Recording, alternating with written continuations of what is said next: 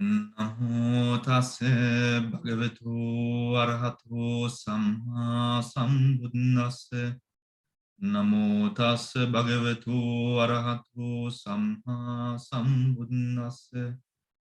Namo tassa bhagavato arahato samma sambuddhassa. All right. So let us turn to page number 44.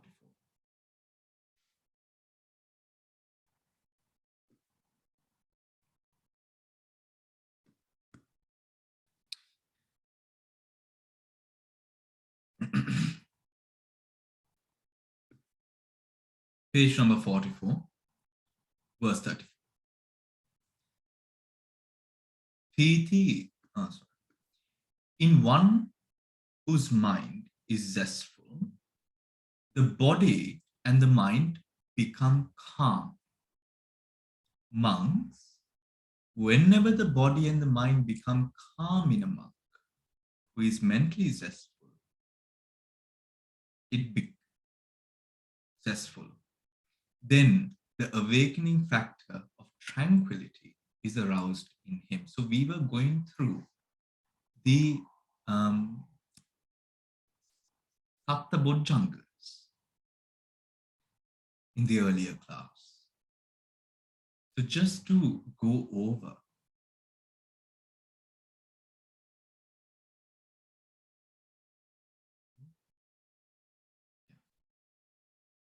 we have covered the awakening factor of mindfulness, the awakening factor of wisdom or Dhammavichaya Sammojjhanga, the awakening factor of effort, the awakening factor of zest is what we are coming to today. Right? Is what we are coming to today.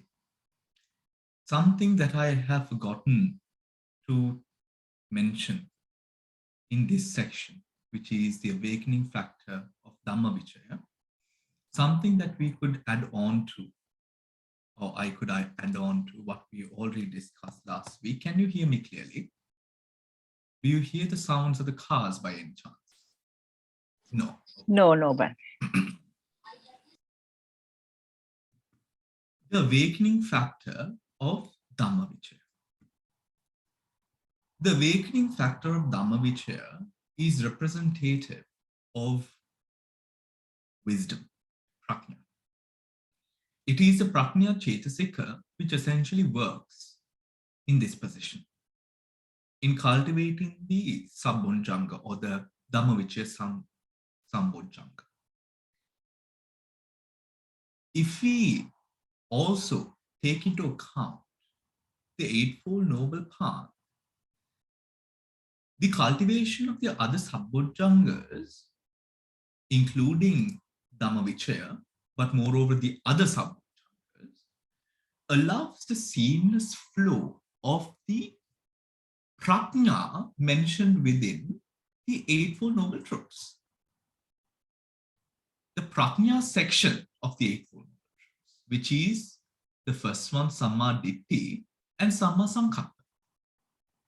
Now, when we talk about the two types of wisdom,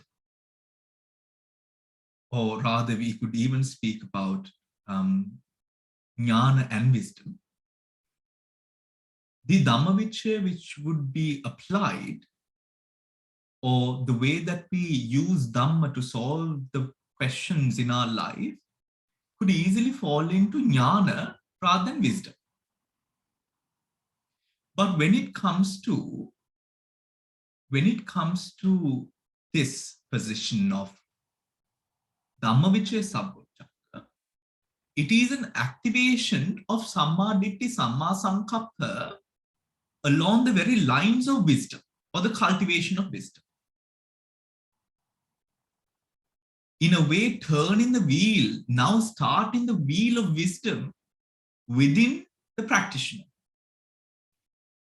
Samma Ditti, Samma Sankappa. When we go into Samma Sankappa with Nekkhamma Sankappa, Abhyapada Sankappa, and Avihimsa Sankappa, and Sankappa, the three types of Sankappas, the three types of Sankappas through the Trihetuka Kusalamula works in order to ration each and every mental thought that arises, or mental consciousness that arises within the practitioner. When that process is firm and solid within a person, that is when we would say that a person is an arahant. When the process is solid to a certain extent, depending on what the factors present are, we call them stream winners, once returners, non-returners. When the factors are strong within them. Now, for example, let me make this clear. Why I earlier mentioned that using Dhamma to solve one's problems can easily fall into Jnana and not Prajna. Let me explain that, because I think that could create some question marks in your minds. How does Dhamma, using Dhamma become Jnana over Prajna?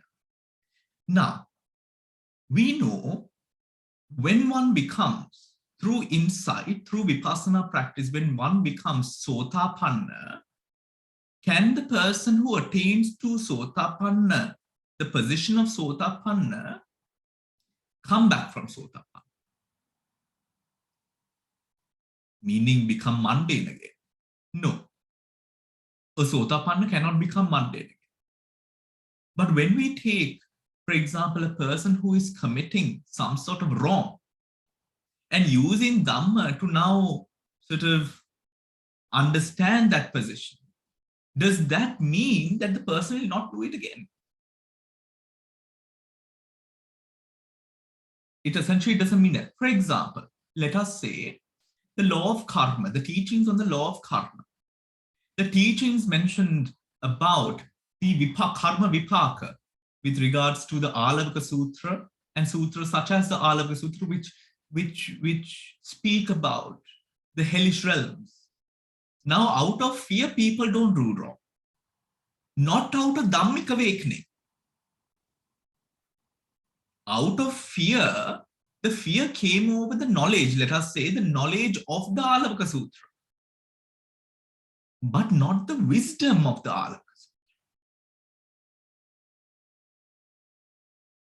Hence, we could easily use the Dharma in positions, in many positions, where it is knowledge over the factor of wisdom.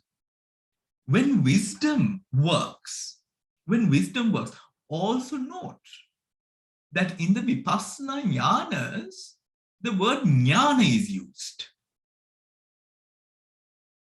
The word jnana is used. Today, I might be able to see Nama Rupa Paricheda, but tomorrow I might lose it. If the kilesas overtakes my mind. When it comes to Dhamma Vicaya Sambojjhanga, Dhamma Vicaya Sambojjhanga as the element of prajna, wisdom, affirms itself upon the continuum of the mind of the practitioner by the support of all the rest of the Sambojjhanga. Dhamma Vicaya will not work within the mind of a person who doesn't have mindfulness. Then you might assume, or think rather, with all the stories that we have learned and read and researched upon, there are positions where a person without prior meditational practice in that life is able to then go into positions of Dhammic awakening. Because of previous life experience, the person is able to cultivate such a rapport with the element at hand, enabling the person to, at the same time of insight, to cultivate mindfulness. Just as what is thrown on red hot steel, it cools it. Hence, this Dhamma-vichaya sustains itself. It remains within the mind as long as a support for it is present. If a person lives abiding in akusala, Dhamma-vichaya will not arise. Why? Because the rest of the Sambojjangas will not be there to support it. Is that clear, everyone? Right.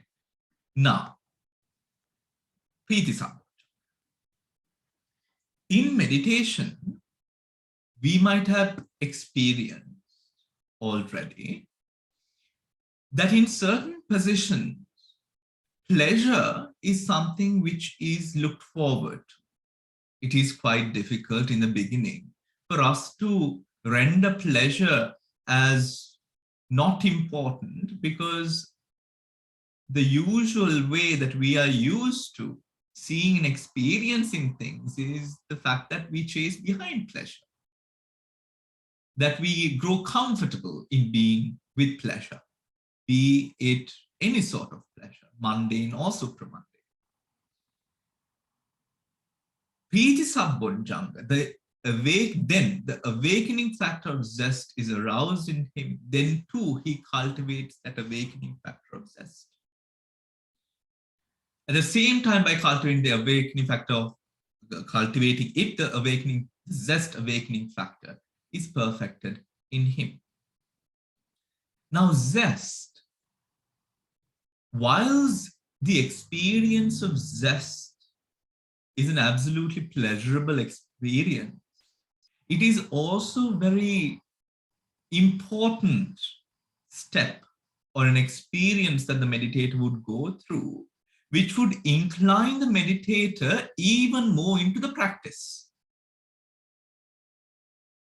If we do not find pleasure, if we do not taste what we refer to as Dhamma Rasa or Dhamma Sukha, we will not be motivated to continue with the practice. Now, for example, let's take Dhamma-vichaya. According to Dhamma-vichaya, with the prajna that arises, we sometimes, at times, although we know something might not be so correct, however, we might be motivated to make an excuse. Make an excuse, like me with cheesecake sometimes, not too often though. To make an excuse. We all have those moments. What keeps us from making the excuse is Priti Sambojjanga. Do you understand? Does that make sense? The mindfulness allows the total experience of Priti Sambojjanga to be felt. Further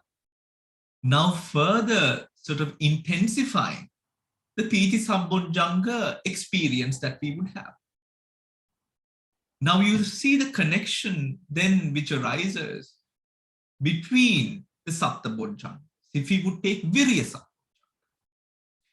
we discuss Virya Sambojjanga as those four positions, isn't it? Those four practices where you keep unarisen, unwholesome from arising, and those four, the Sammapadanas. But why? How can we keep the Sammapadanas, the Virya Sambojjangas, at this position again? Priti Sambojjanga allows us to commit ourselves even more deeply as we excel upon the practice to keep on with that effort. Because at the end of the day, if you do not feel good about what you're practicing, why would you practice it? If you do not feel the fruits of your practice, then why would you practice it? The piti enables, or is that experience that keeps us again inclined towards the practice and what is required of the practice. Even if at times We have to let go of things which might be close and dear to us.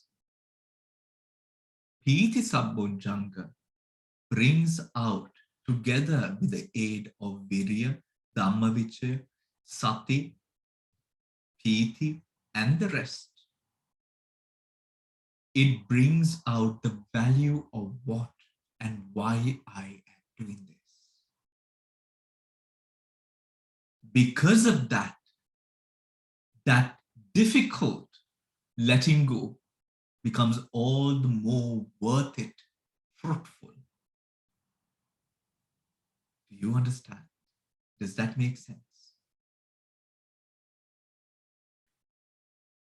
If we are to speak about the meditational part, because of course this is Anapanasati Sutra, Piti Sabbojjhanga would be experienced by a meditator as he would progress upon the path to a state where now a sense of one-pointedness is present.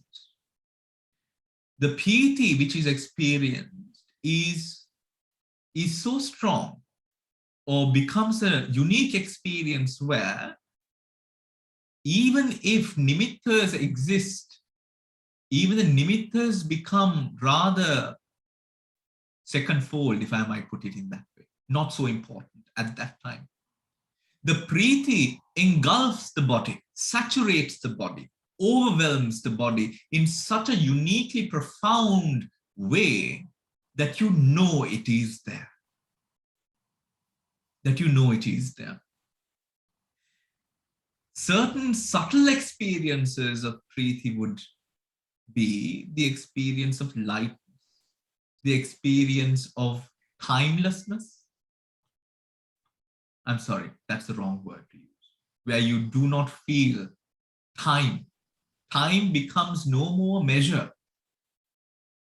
For example, you would sit for an hour or hour and a half, and you would feel as if it was just a minute or 5 minutes that has passed.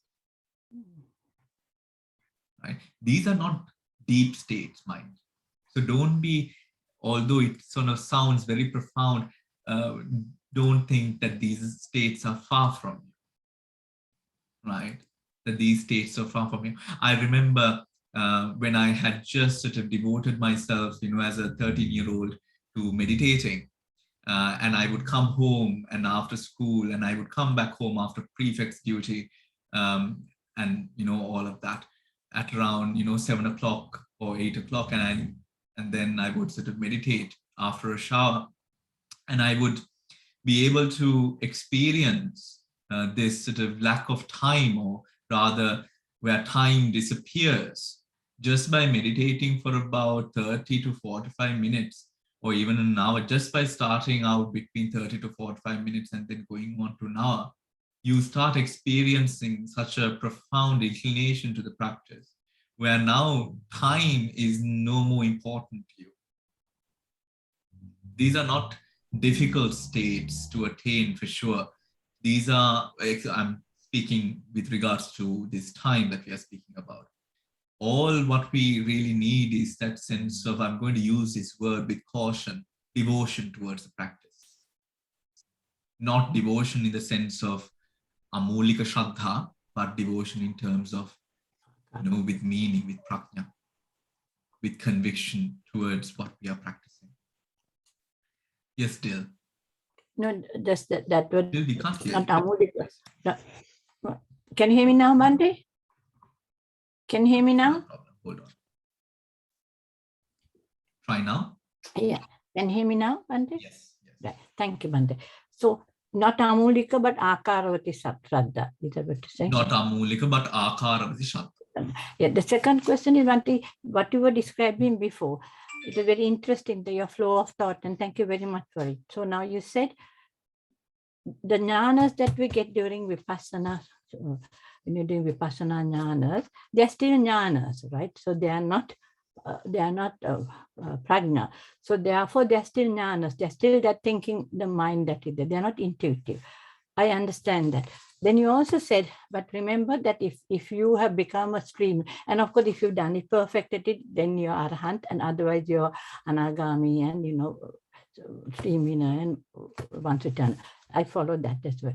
Then you explained one day that, remember, once you become a stream winner, is it then that you want, that you can fall below it? And you said, no, if you are a stream winner, then you won't do that because you won't fall below it. But then you explain after all that follows my thinking. But then you mentioned after that, but if on the other hand, that supposing, say you took cheesecake, for me it'll be chocolate. So if you say, you realize that you shouldn't be too much of chocolate, but you have one of those moments and you take it. But you explained that you went on to the Piti Sabbojjhanga and you said, yes, because of all the other factors supporting it, and that in the case of Piti Sabbojjhanga, that if the other factors are the Dhamma Rasaya or the Dhamma Sukha is there, and that's why you have to, and of course you have to have a love for it, otherwise you won't do it, because then you have too many akusala thoughts, it won't happen. But then if you, that means that if you still have those odd moments that you want this chocolate when you know it's not there, and you eat 3 or 4 when you shouldn't have eaten probably more than one, does that mean that obviously is that you still have akusala thoughts and you still are not even a stream winner or whatever, because even so you can't really be having Piti Sabbojjhanga, because by the time you go on to the Sabbojjhangas, you are now progressing from jnana, you are progressing now into prajna. So it means that if you have those moments, odd moments, right, you may have the Dhamma Sukha, right, but you haven't really reached that thing because you have those odd moments. And or does it mean that you're not a stream winner, so that's why you're having those moments, but you're still having the prajna? I wonder whether you can understand. Can you explain that to me, Bhante, please? Yeah. Thank you. Right. Thank you, Dil, for that question. For the last part of the question, which is with regards to the Piti, right? With regards to the Piti can arise. And it is perfected later. Yeah. Right. So first the Piti will arise, and when the Priti arises, and as or in the journey of perfecting this Priti, fully understanding the Priti, fully embracing that Priti, and knowing how to sort of be with Priti, but not with the akusala of Priti, not akusala, sorry, vipassana kilesa of Priti. That's also something. There's Priti, and that attachment to happiness is also vipassana upaklesha.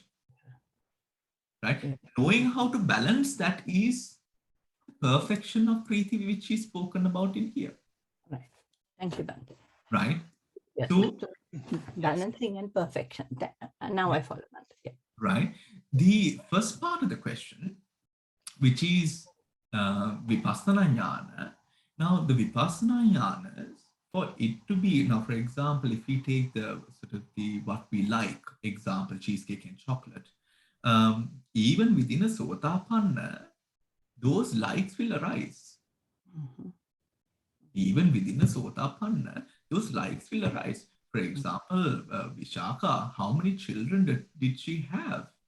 20. Right? After 20, thank you. 20 children. I mean, she was just, pushing out babies all the time. 20 children, but that's how, older families are. Anyways, so 20 children after becoming Sotapanna. Yeah. Right? So where have we, or it is good to question on our own and sort of do some research into what that state of mind of Vishaka, which is something which truly sparks a light of sort of inquisitiveness. Because what kind of person could Vishaka have been? To first of all, to have attained enlightenment at such a young age, to have so many children, to wear that gem-embroidered dress to the temple, what kind of person would Vishaka be? Because with the culture that you and I know, we wouldn't have done any of those things, we thought. we wouldn't have done any of those things. Right? We would assume, even if a woman nowadays is to be Sotapanna, we would expect a completely different visual of the woman. But when we read the text, not only Vishaka, there were so many others, right? When we read the text, we find a completely different story. We find, so in that sense, let me just answer the question and then you can say, Del, now with the Vipassana Jnana, the word Jnana here, just like, for example, Vipassana, Vishaka's example, we find ourselves then with the Jnana, it is not yet, we can't say that it is not yet Prajna, right? But what we can understand is that the Jnanas are not or can disappear as they appear, right? Up until substantial support and foundation is laid by the practitioner to sort of go ahead. Now, in a private conversation which was done by together with one of these characters that all of you know, so I'm not going to mention the name, where, as a child, the person, had a very distinctively different sort of experience, which was a sutra chanting and, all of that as a very young child. During that time, the child was able to experience certain states of vipassana.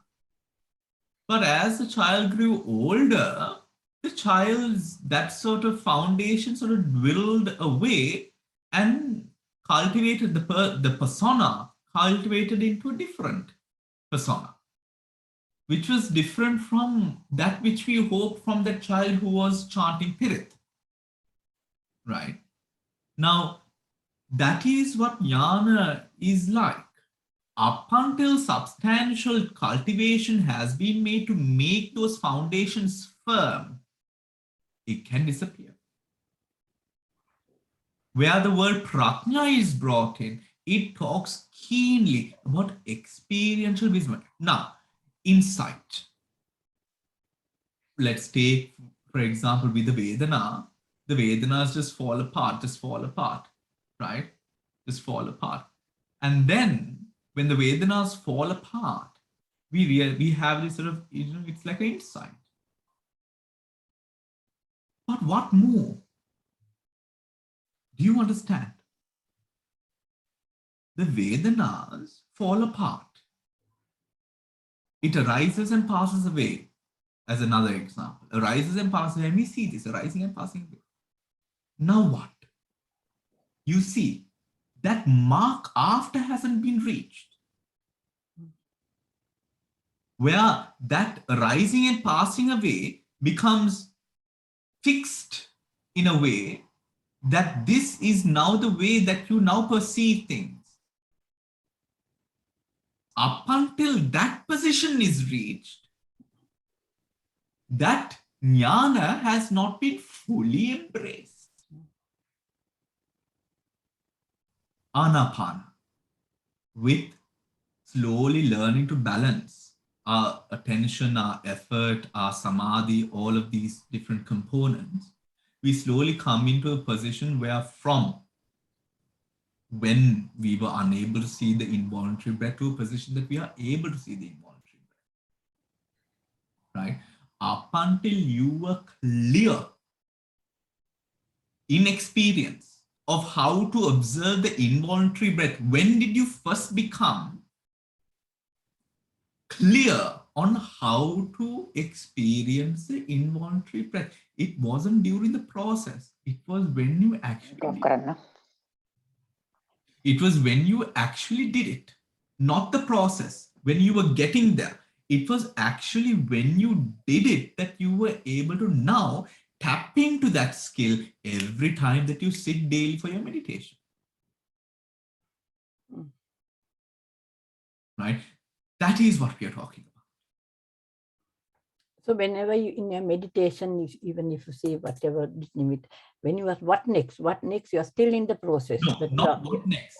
We are not talking about, we are talking about those, if I might say, boundary walls or boundary lines, where yet to be or being cultivated or starting to cultivate, being cultivated and cultivated. Where are those lines? And at what point do I distinctively, with clarity, become confident in that particular practice is what we're speaking about. Right? Not from the terms of what should I do next. Now, we know we do not ask that question. Right?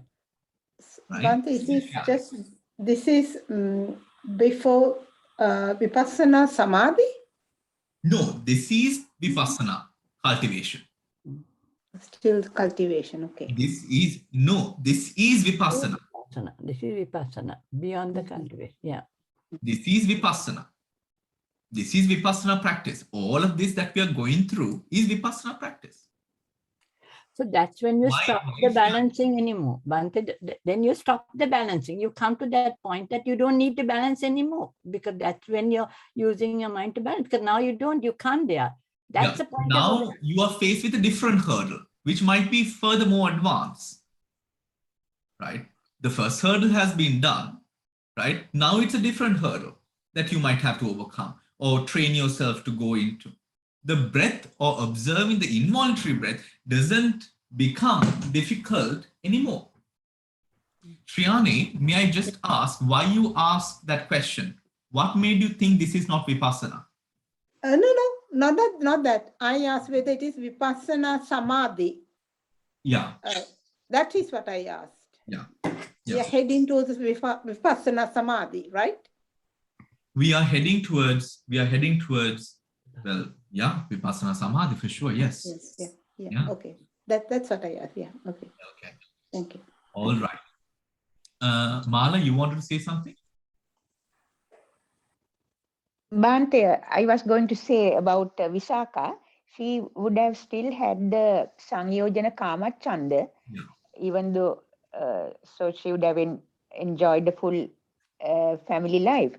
Yeah. And the other thing what I want to say about Dil's question with Preeti Bojjhanga, even if it's a Sotapanna person, he can still enjoy the second chocolate because Sotapanna person still has the Kamachanda, isn't it? Mm.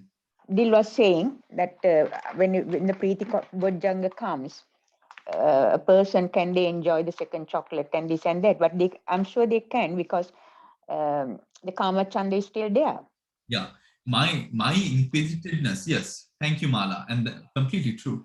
And my inquisitiveness, yes, of course, we place all these, the words, the definitions and these Pali words on, these different sort of stages of our practice. But to envision that person in real life, that is where, I thought, it's very curious, isn't it? And I think it's beautiful, where an enlightened person can have 20 children, would love to hear some parental advice from that. Thank heavens there were no drugs at the time, So I would really love to hear some parental advice. Yes, Mala. And she would have dressed to kill Bhante because she was wearing that money maker palandana and everything. Yeah. So absolutely.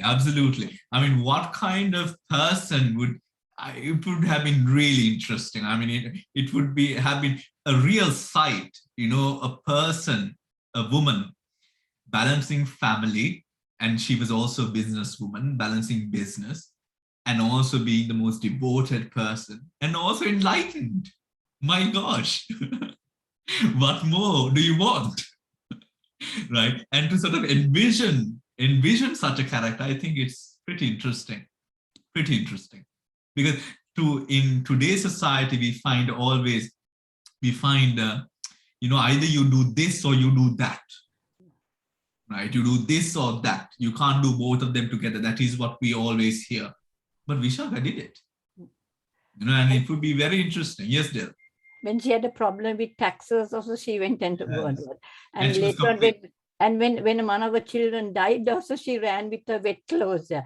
But the Yeah. difference is she was only a stream winner. But if you look at Kema on the other hand, when Mhm. she went and saw and didn't want to have beauty and didn't want to go to Veluvanarama, and then the Bimbisara king had those poems sung, and she went to see the beauty of that Veluvanarama, and the Buddha had those two figures, and then she saw the Dhyani in an instant, she had a Bhikkhava, whatever it is, and she realized an arahantship. So from that moment onwards, she gave up all her queenly things, and she became a bhikkhuni, and she was really arahant at that level, because it's not like Sotapanna where you just reduce the kamachand and vyapada and then you get rid of it only in Sakudagam. At that level, all that has gone. So she was immediately,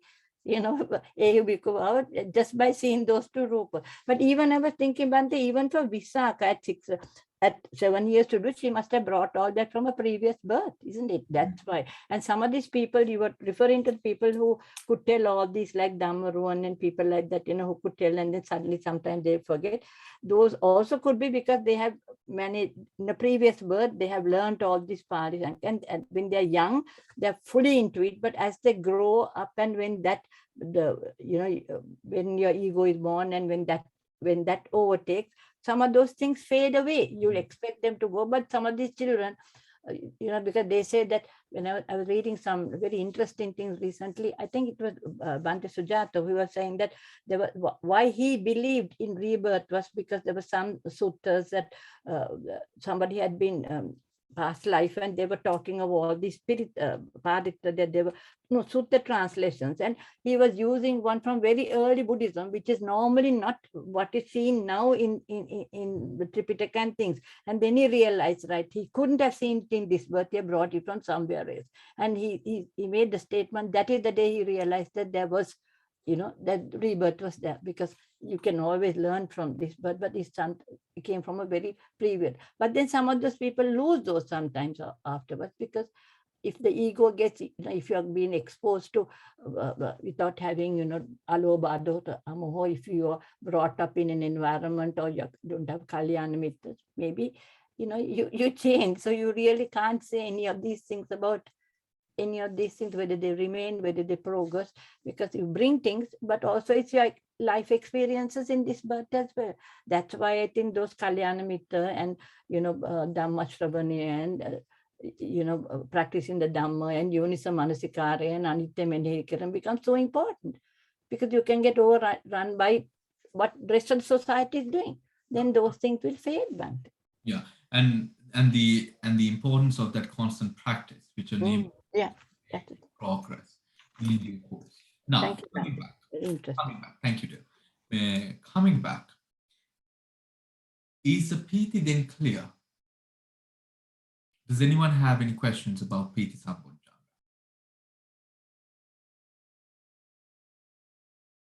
All right. In one whose mind is zestful, the body and the mind become calm.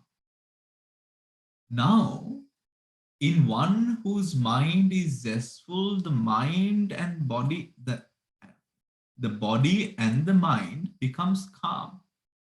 This is speaking about now that growing inclination towards a state of calm, towards Vipassana Samadhi. Monks, by zest, inclining towards Vipassana Samadhi, well inclined towards Vipassana Samadhi through zest. Monks, whenever the body and the mind become calm in a monk who is mentally zestful, we read this part, then the awakening factor of tranquility is aroused in him. Then too, he cultivates that awakening factor of tranquility. Monks, whenever the body and the mind become calm in a monk who is mentally zestful, then the awakening factor of passaddhi, tranquility, is aroused in him. Then too, he cultivates that awakening factor of tranquility. At the same time, by cultivating it, the tranquility awakening factor is perfected in him. In one whose body is tranquil and who is joyful, the mind becomes concentrated. Monks, whenever the mind becomes concentrated in a monk, right? Here, Piti Sambojjhanga, and Passati Sambojjhanga. This is why we spoke of the importance of knowing those lines. Because this is where cultivating and cultivated comes in order, or that understanding comes to play. Because up until what point was I yearning for it? And when did I actually get it?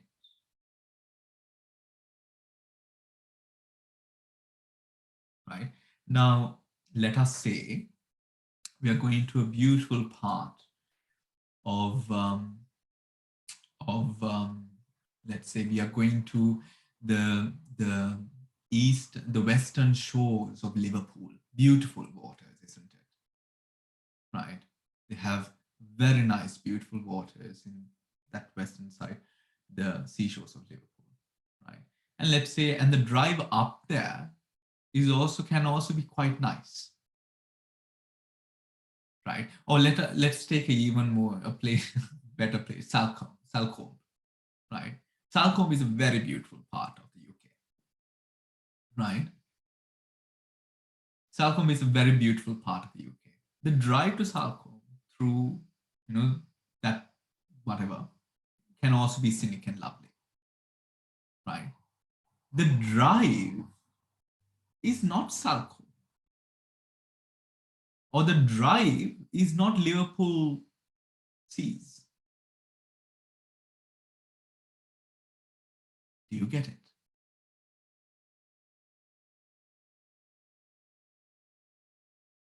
Yeah.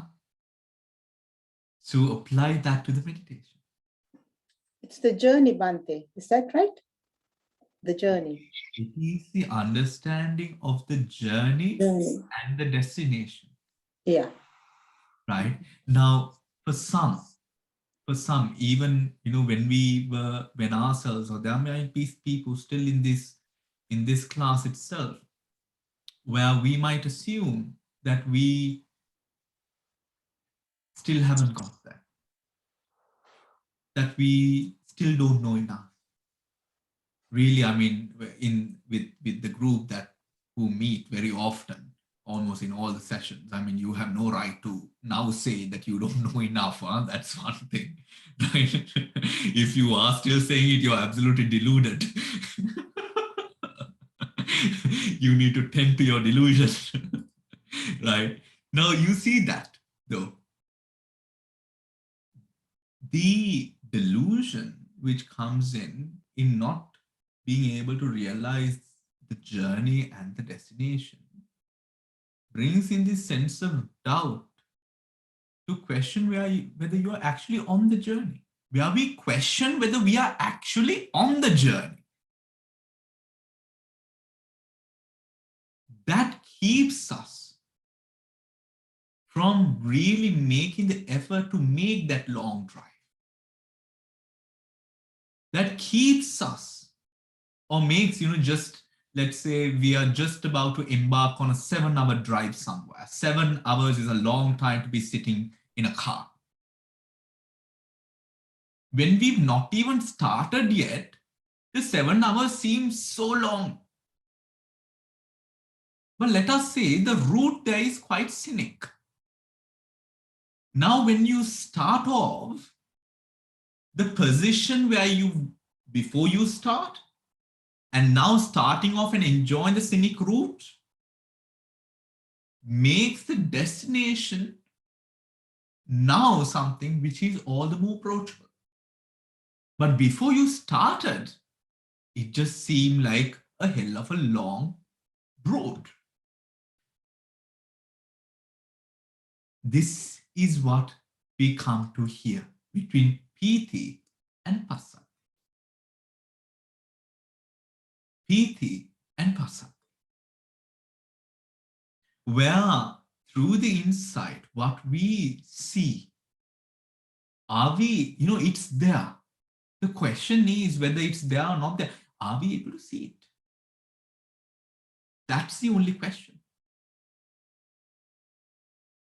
And when it comes to this understanding of between the Piti and the Passaddhi, essentially it is the seeing and then the experience.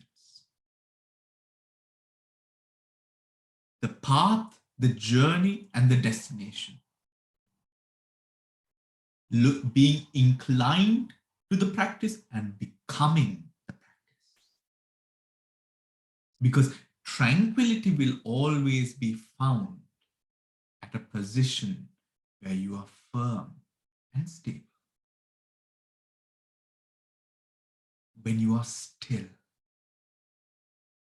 When you're not looking forward or looking for anything. That is a position which resonates with tranquility. Passaddhi. The Piti, with the unification and support brought in by all the rest of the Saptabhujangas, enables us to arrive at this state of Passaddhi. Does that make sense?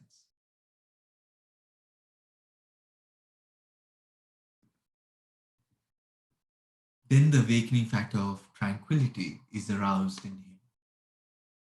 Then too he cultivates that awakening factor of tranquility. At the same time, by cultivating it, the tranquility awakening factor is perfected in him. In one whose body is tranquil and who is joyful, the mind becomes concentrated. Om Triyani me Vipassana Samadhi. Thank you, Bhante. Yeah. Right? Samadhi Sabbodhanga. Then the awakening factor of concentration is aroused in him. Then too, he cultivates that awakening factor of concentration.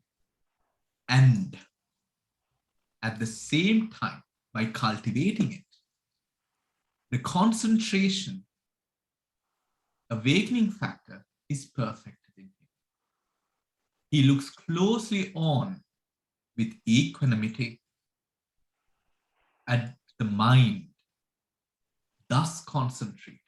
Now this part here is significant because this applies to all, or to those who, this applies to the experience that we might have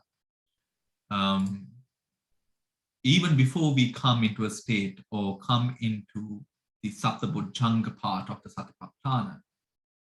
When you are observing the breath,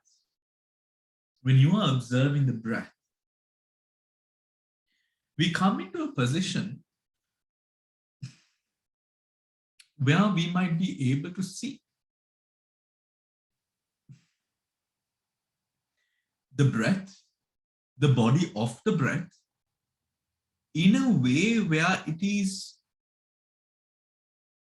clear, formed, but the awareness is such that you feel as if you're observing from here, and the whatever which is happening here is now being observed. And you here, this awareness is simply aware.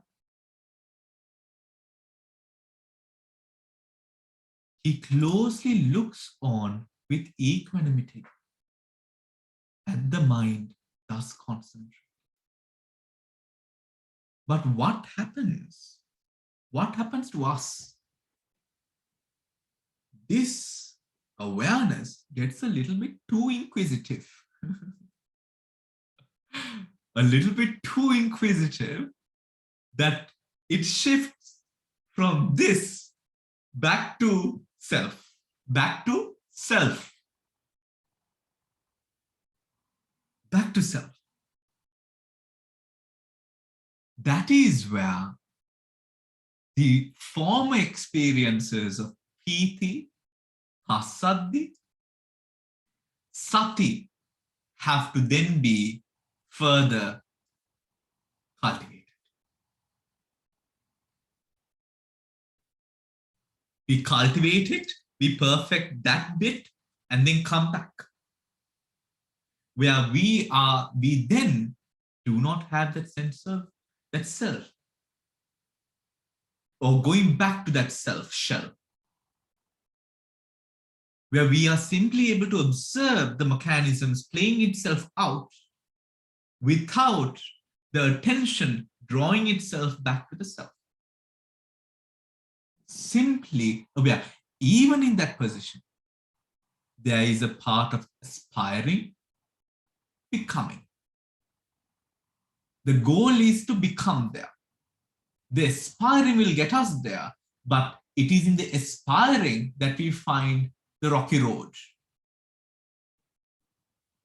Because of that vitakka nature, which is present.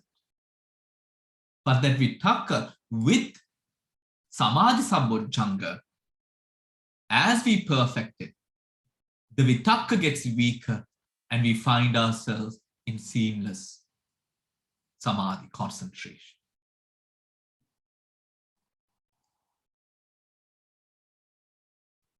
At the same time, by cultivating it, the concentration awakening factor is perfected in him. He closely looks on with equanimity at the mind thus concentrated. Monks, whenever the monk closely looks on with equanimity at the mind thus concentrated, then the awakening factor of equanimity is aroused in him. The awakening factor of equanimity is aroused in him. Equanimity is a product of sheer balance. Does that make sense, everyone? Does that make sense on a personal level to you? How equanimity, we've all experienced this, I think. Even little short glimmers of it. We've experienced it. The question is then, how do we maintain it? We maintain it with the unification of the rest. If we find ourselves in a position where we find that the vitakka is what upsets us or sort of distracts us, then the sati must be developed. If we are finding ourselves with a lack of, let's say, motivation, then through the sati, dhamma vichaya and virya must be looked at. If the motivation is because what is the motivation about? Let us say now, when we sort of go into piece of dhamma with regards to anicca or marnanusati, sometimes it's very easy to lose motivation. Why am I doing this? Right? Then what is to be done? Dhamma vichaya and piti must be looked at. Going back to these factors, these areas, because these areas speak about a position in your personality, in the way you think, which allows you to then sort of go deeper into this ultimate state of being able to observe the mind with equanimity. Then too, he cultivates that awakening factor of equanimity. And at the same time, by cultivating it, the equanimity awakening factor is perfected in him. Is perfected in him. Monks. Whenever a monk dwells exerted, fully aware, mindful, contemplating feelings, in the feeling, putting away covetousness and displeasure for the world, then unconfused mindfulness is established in him. Monks, whenever unconfused mindfulness is established in him, this is talking about the firmness. He is talking about the firmness. That is why even when we study, sometimes we take this sort of, we don't want to have mana about the Dhamma.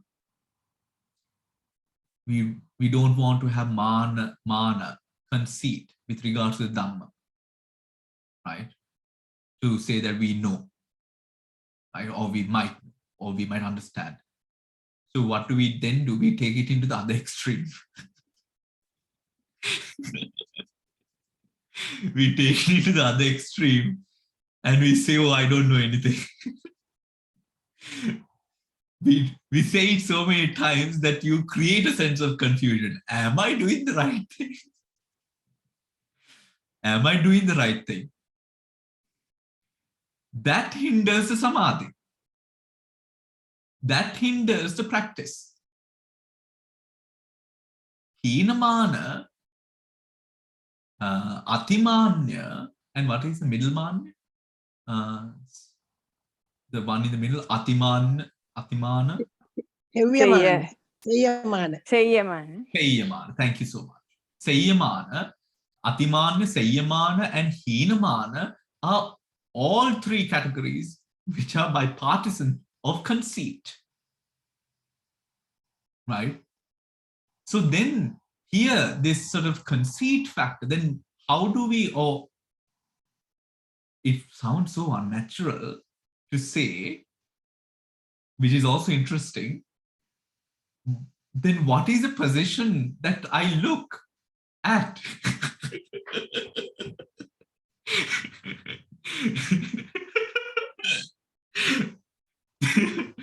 There is no position to look at.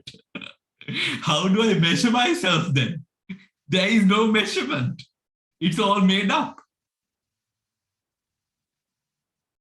Which is even funny to say.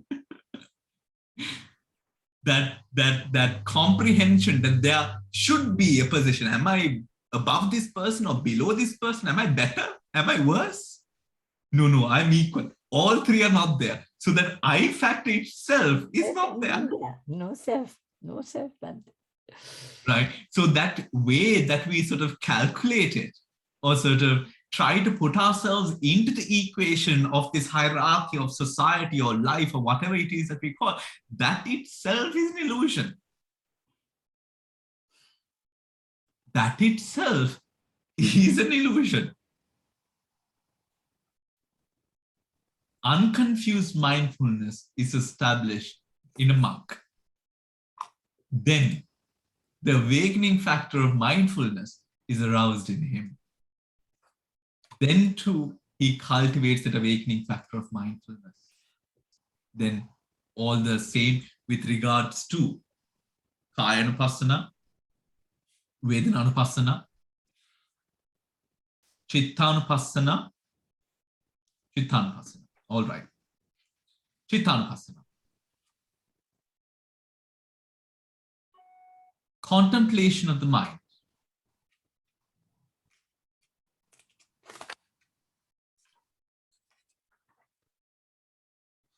Contemplation of the mind. So when we go through now Kayanupassana, it draws parallels with the Kayanupassana practice. Vedananupassana would draw parallels with the Vedananupassana practice. And the meditation is the Vedananupassana. The Chittanupassana would draw parallels with that specific practice.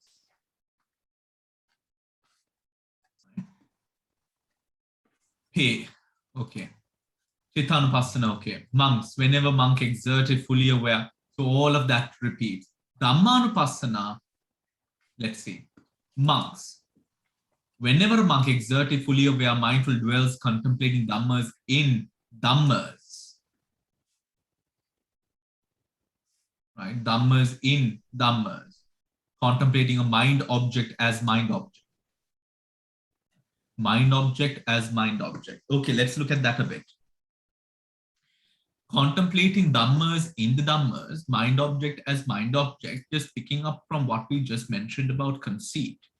We find, for example, conceit itself looked at now through the eye of Dhamma, through Dhammanupassana practice, now seeing the arising and the passing away, the frailties, the impermanent nature, the suffering nature, the non-self nature of conceit itself.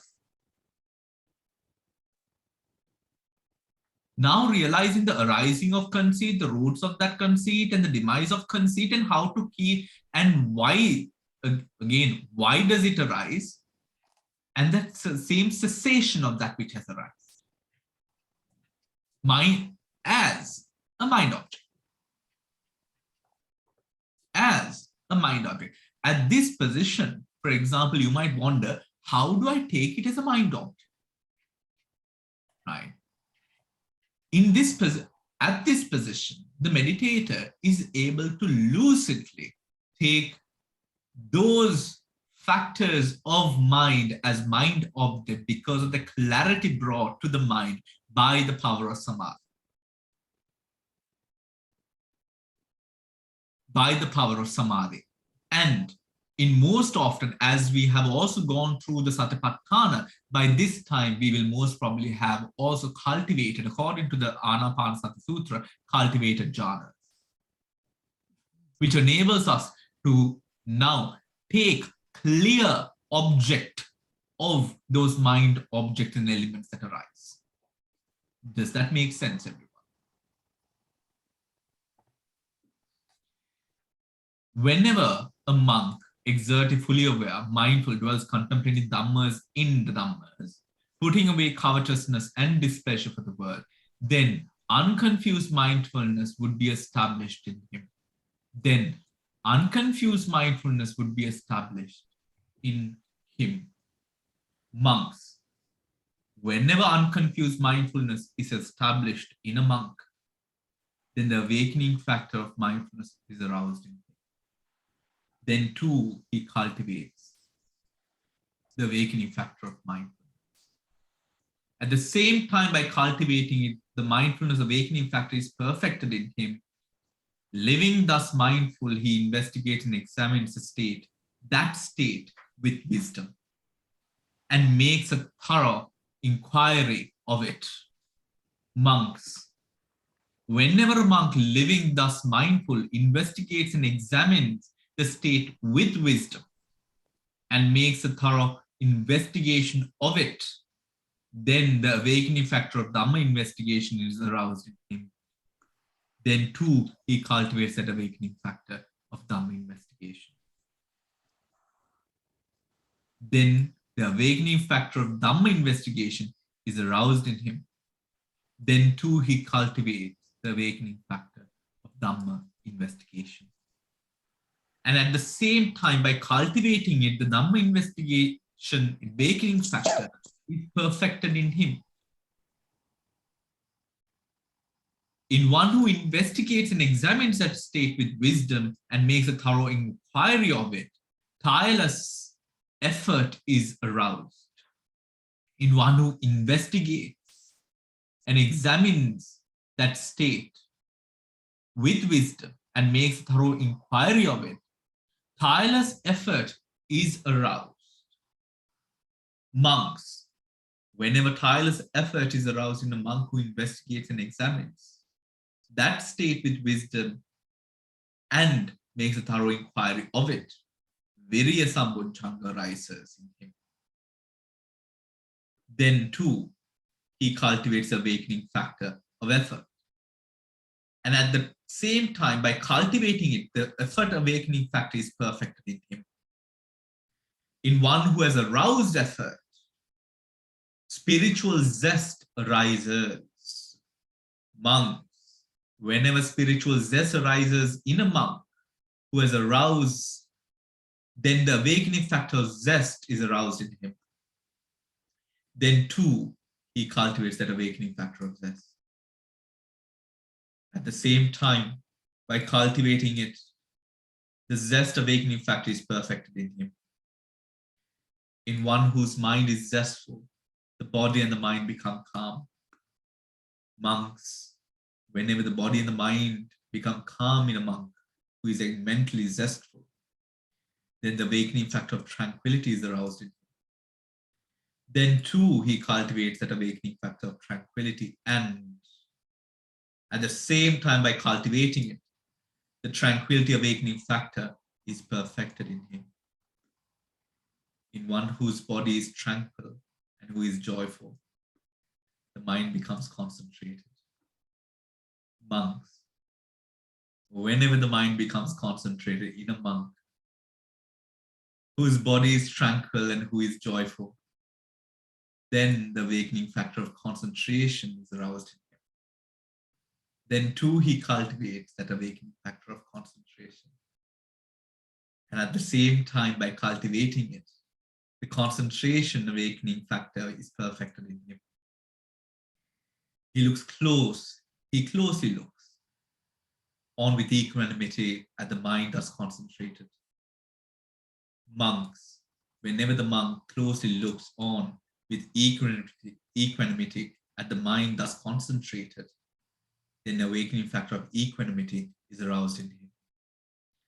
Then too, he cultivates that awakening factor of equanimity, and at the same time, by cultivating it, the equanimity awakening factor is perfected in him. Monks, this is how the 4 stations of mindfulness are developed and often cultivated to bring the seven awakening factors to, and often cultivated to bring the 7 awakening factors to perfection. To perfection.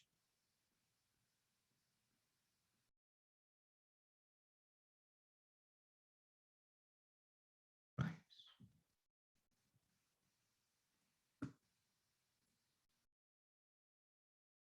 Vijja Vimutta Paripurana. Perfection of true knowledge and liberation. And how monks are the 7 awakening factors developed and are often cultivated to bring true knowledge and liberation to perfection. Here a monk, cultivates the awakening factor of mindfulness that is supported by seclusion, by the fading away of lust, by the cessation of suffering, and ripens in letting go of defilements. He cultivates the awakening factor of Dhamma investigation in the same way that is supported by seclusion, by fading away of lust. He cultivates the awakening factor of effort. He cultivates the awakening factor of zest. He cultivates the awakening factor of tranquility. Cultivates the awakening factor of concentration. He cultivates the awakening factor of equanimity that is supported by seclusion, by the fading away, by the cessation, and ripens in letting go. Monks, this is how the 7 awakening factors are developed. Speaking about the continuous practice, the continuous nature of the practitioner to be in touch with the progress that is made with regards to the meditation, the experiences of the meditation, and experiences of the insights drawn through that meditation. Monks, this is how the 7 awakening and often cultivated bring true knowledge and liberation to perfection. This is what the Blessed One said. The monks rejoiced and approved of the Blessed One's words. The end of the Anapanasati Sutra. Right. So this section speaks upon the importance of that continuous practice. We find often cultivated to bring true knowledge and liberation to perfection.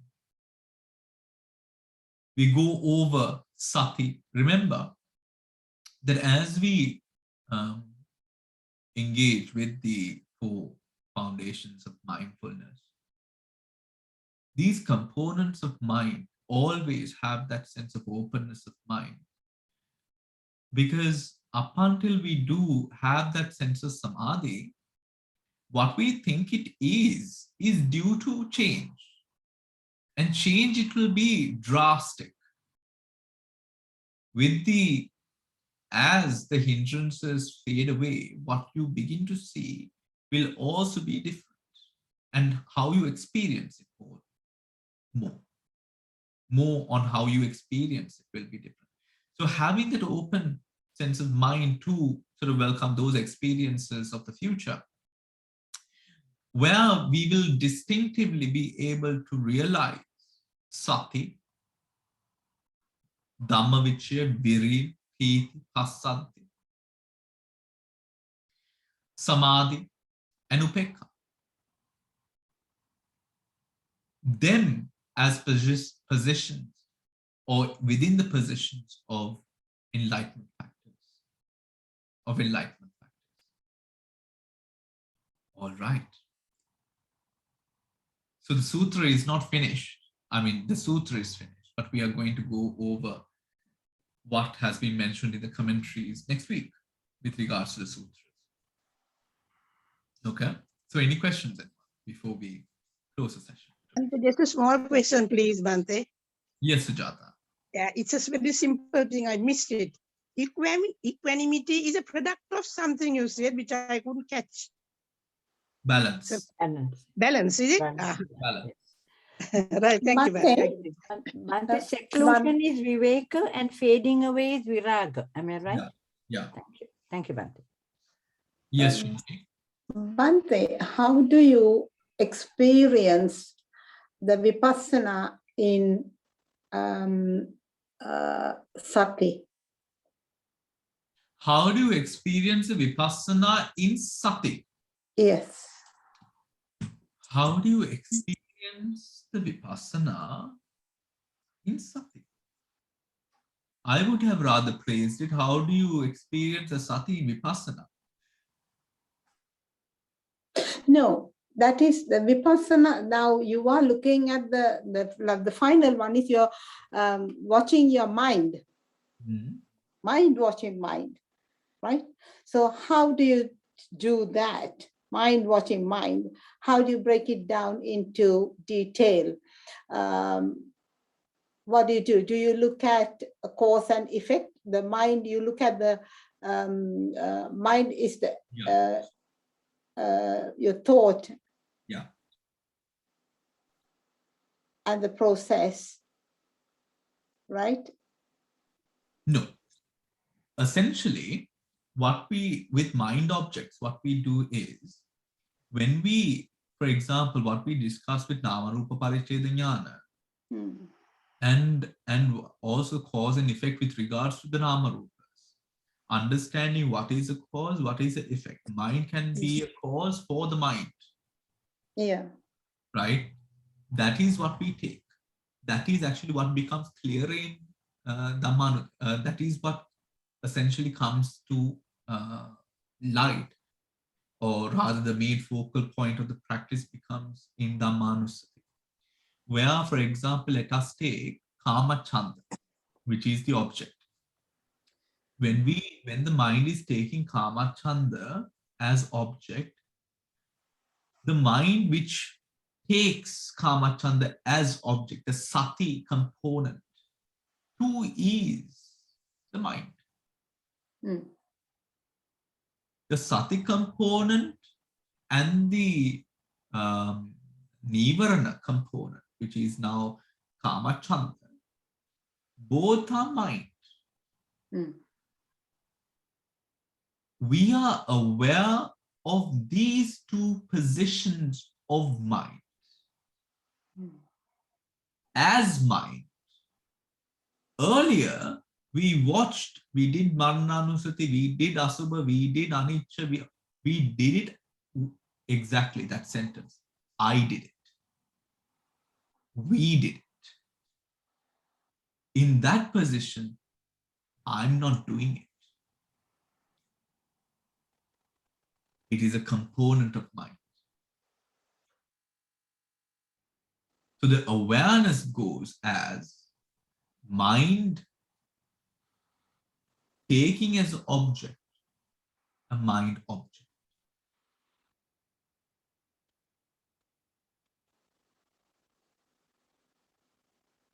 The way that we approach the mind object is in this position different to the way we did it earlier.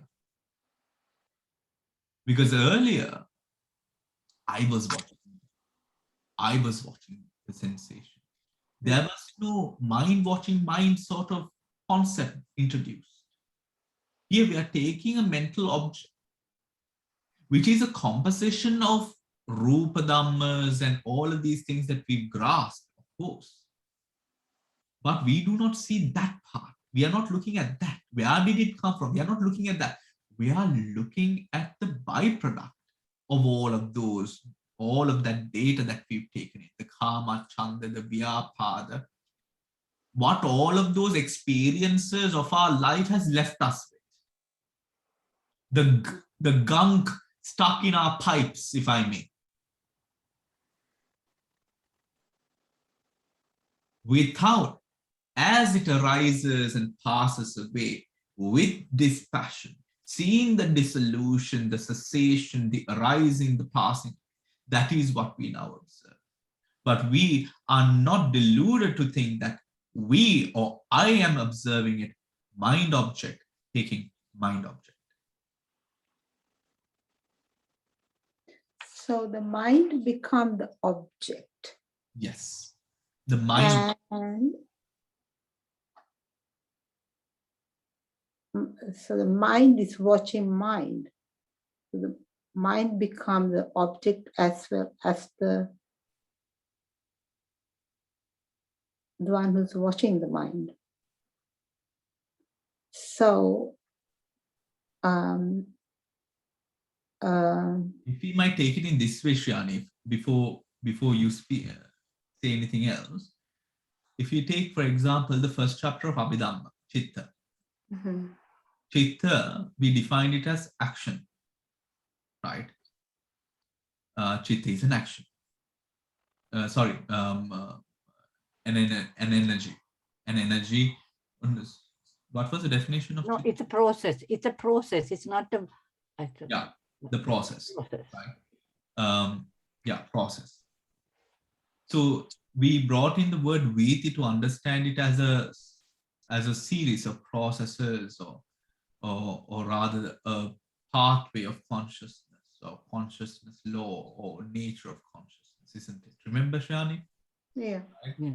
That is the way that we sort of defined, or rather understood it by the way that it was written. But if we go a little bit more deeper, right, into consciousness, just imagine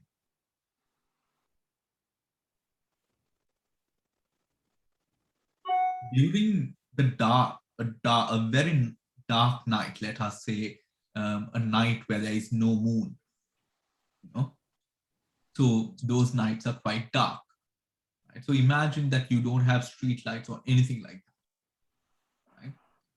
And all of a sudden, whilst you're looking out the window, a very quick thunder or lightning just strikes, not near you or anything, but you have that in the sky, you see. And for just that moment, for almost a split second, if we may call it a split second, everything lights up. Everything lights up. Take that moment, that picture.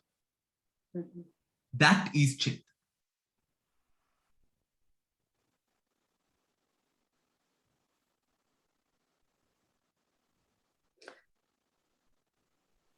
Hold on,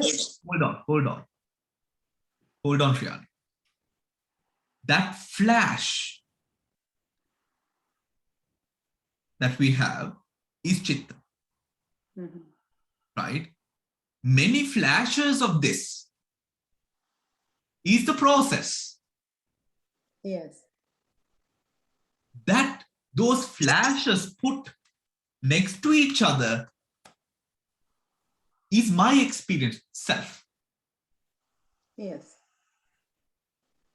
So when we take Chitta and Chetasika, that uniqueness that we find, like that spark, that jolt of energy which arises at that moment, that consciousness builds that process.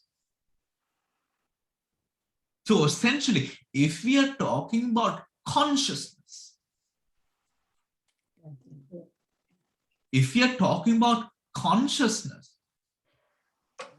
the process, yes, we might say this process, but essentially it is that part of that sort of, that almost sudden flash and that amount of data that you have in that visual put next to each other, which is a series of consciousnesses. Yeah. Does that make sense? Yes, I do in a way, but I was thinking this way now. If your chitta is your object, Yes. and then that means chitta, it becomes the paladin, right? Hetu becomes the series of Chatasikas. Is that right? No. The hetu can be Chitta and Chaitasika. It's composition, no? Yeah. Right? The identity, it is like, for example, when you're taking one of those slivers for biopsies, right? Those little sort of tissue, you know, when you're sort of slicing tissue for testing, right? You have the main tissue and then you have the fat layer around that tissue, which is both taken, right? And you need to get a proper tissue under that disc in order to sort of collect those samples to test for whatever that you want, right? So essentially you need that whole thing, right? We can't segregate the Chitta from the Chetasika. Because remember the definition of that. The Chitta and the Chetasika arise together, passes away together, and have the same object. Arises together, passes away together, and have the same object. But the thing is, this Chitta, now you ask me a question, hence I'm responding to the question. If you didn't ask me the question, the class would have already been ended. I'm not complaining. I'm just trying to make a point, Shani, which is then the minds that are arising in my mind at this moment, you have become the hetu for that pala. Do you understand? That is why I brought in that definition of consciousness. The consciousness is basically that jolt of energy which takes that data, takes that object, arises together with the Chittas and the Chetasikas. That Chitta and Chetasika sort of piece of data that we have arose because of something. There is a Hetu-Phala relationship between the consciousness of this moment. And there's a Hetu-Phala between the consciousness which observes and the mental object that is being observed. That connection becomes all the more clear. That relationship becomes all the more clear. You are able to distinctively tell between what caused it and what was the effect.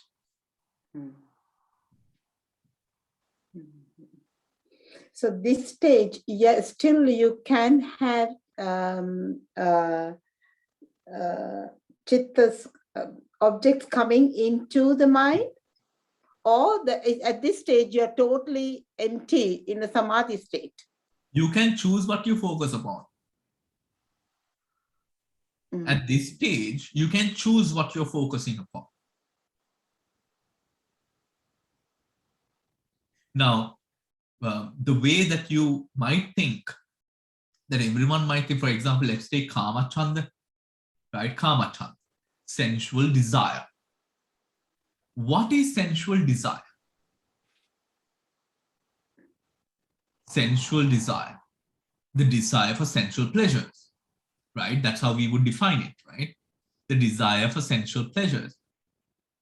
But whatever we imagined right now, when I asked you what is sensual pleasures, what is Kama Chanda, at this stage, all of you are wrong. You might have an inclination to what it might be, but it is not what it is. Like consciousness, you see. We might assume that this whole series of consciousnesses is or this series that we spoke about is consciousness. But really, consciousness is something which arises and passes away so fast. The only way that we truly realize and recognize a consciousness is through the process. Through the process. If we are to segregate, to isolate one consciousness holds data. But with that data, you are unable to do anything with it up until the next series, the process happens. Because that amount of data is lacking more information. Is lacking enough information, rather, that you need to truly understand what it is that we are dealing with here at this moment. Does that make sense? Yes, Shriyani. You disappeared. Can't hear. Can't hear, Shriyani. My iPad froze. I couldn't hear anything, Bhante. If you can repeat, please. The thing is, I can't remember what I just said. So we were talking about the Hetu Phala, right? So you're talking about how the mind. Yeah, the mind. What is the mind? What is the world? No, we were watching the mind watching mind at this stage. Mind. Shriyani, shall we do this? Can you look at the recording? Yeah. Okay. Yeah. Because we continued talking and we went into something else. Oh, okay. That's fine. That's fine. Sorry, Bhante. Bhante, can I ask a question, Bhante? Yeah. Bhante, when you notice the subtle mind, there is a point where you didn't see any, you didn't observe any object. So at that time, you simply have to watch, but no object. Is it okay, Bhante? You simply have to watch, but no object. Just observing. The mind is subtle. The breath is subtle, right? And there is a place where you don't have the vitaka, right? Then is it okay to just simply watch? Without an object? Yeah. I mean, you know that the mind is subtle, and just, watching, just watching. Is it okay to be there? I know what you're talking about. Yes, Bhante. I am thinking about that last 2-3 days, whether it's okay simply to watch. Oh, have I to do anything? It really depends on how you got there. right? Because what you I might, can explain to you, Bhante, now. Long breath, long in breath, long out breath, and then short in breath, short out breath, and then the mind becomes subtle. And at that point, sometimes there's, I feel nothing to watch, but I know I am watching. So is it okay to be there? yeah, yeah. Well, anyways, Himali, at that position, at that place, the breath has, and yeah, I can also explain that no Vedana. Just there's nothing I can focus, but I am just watching. Yeah. So there, what we would essentially do there is to continue to watch. It is, but not to be stuck on the fact that there is nothing there. But nothing to watch. I mean, you can't observe. I mean, you know you are there. Yeah. You know you are there. You know that you are observing, but no particular object, no particular vitak. That's what I mean, Bhante. Yes, yes. Yeah. But Bhante, there's awareness there. That's what's there. Awareness there's no seeing any, but there's awareness there. Yeah, something there. I know something Nothing must come is there. No, I don't know what. I want to ask you that. Perhaps she's in the samadhi. She have achieved samadhi. I don't know. I can you remember, Bhante? I told you I can see some small particles. Yes. That disappears after 4 or 5 days. That disappears. So this is now. This I want to ask your advice. Is it okay to watch? Yeah. So.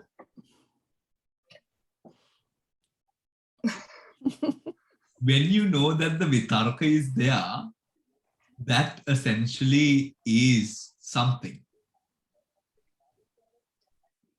Even a thought that nothing is there is a thought of vitarka. Right?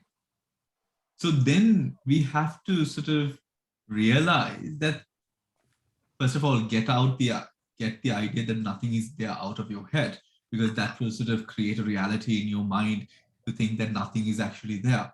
What you are experiencing is... Bhante, at that time, sorry, I am just watching. I know I am watching. That's the thing. That's the thing I know at that time. Just watching. Just watching, yeah. Continue to watch. Continue to watch, and you will start when the intensity of your awareness increases, what you realize is that process of watching is also rising and passing. Right. So it's okay to just to be at that point watching. Not to be at the point. No, I mean watch. Practice. Right. Okay. Continue. It is to simply observe. Simply to observe. Okay. Simply to observe with a sense of equanimity. Right? With the intensifying of awareness, you will see the rising and the passing. You will now see that sort of thing which might have been sort of this small will get expanded. Where now what is within that process will become even more clear. Right? It is like, for example, people assume that they are not thinking anything, but to see that they're thinking so fast that they hop, or what their attention goes to is the places of calm, but they forego or do not sort of essentially catch on to the thinking part. Right? So simply observe, but do not ever assume that there is nothing there, of course. Observe and allow the intensity of the observation. Okay. Yeah, and then thank you. My question was actually how to watch samadhi mind through vipassana technique. How to watch the samadhi mind through vipassana technique. Yes. Samadhi mind through vipassana technique. Yeah. Okay. So now we were doing the vipassana jnana, right? Through the meditation. So we came to the mind. and we did the mind, but how do you watch through the Vipassana technique? Well, the Vipassana itself, the watching part there comes up in the position of taking samadhi, or with the samadhi. We now evaluate the process of that samadhi, right? Take it as a mental object.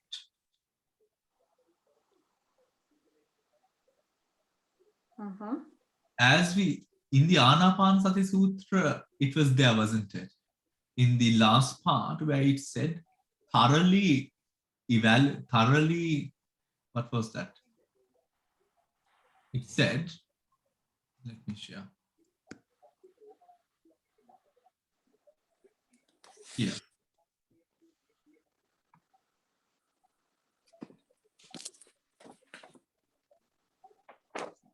Here. Samadhi. Where is that word?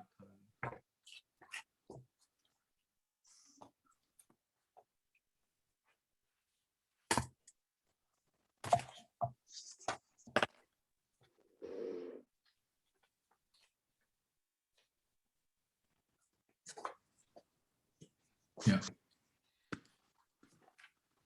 And makes a thorough inquiry of it.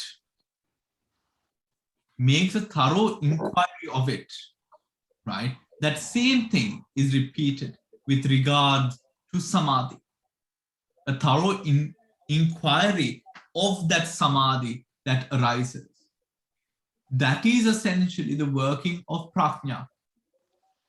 Samadhi tina gati lakshanat dan ganeem.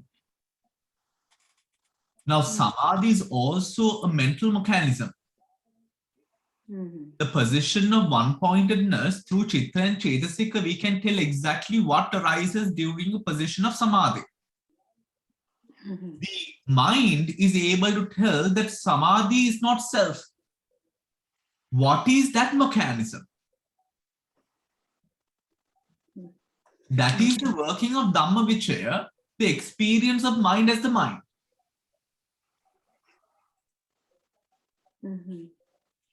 So looking at the Dhammatave, what causes, what makes this samadhi?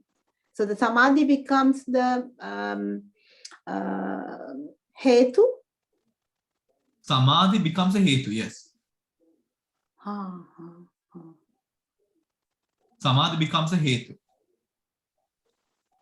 So what becomes a phala then? Letting go? The vipassana that arises through the samadhi.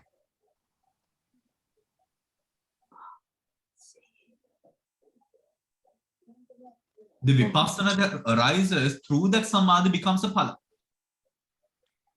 Samadhi laksha danaganiming a danaganna a deva thamai phala.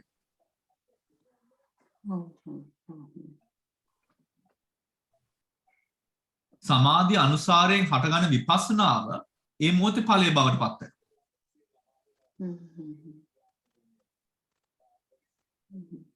Does that make sense?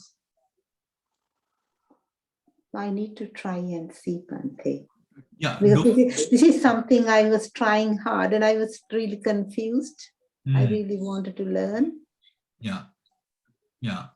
And yeah, let's keep on discussing. I mean, we are doing the Vipassana Jnanas too. So, okay. So we've taken enough time. So everyone, good night. And I'll see you. Saranai Bhante. Thank you, Bhante. Good. Saranai Bhante.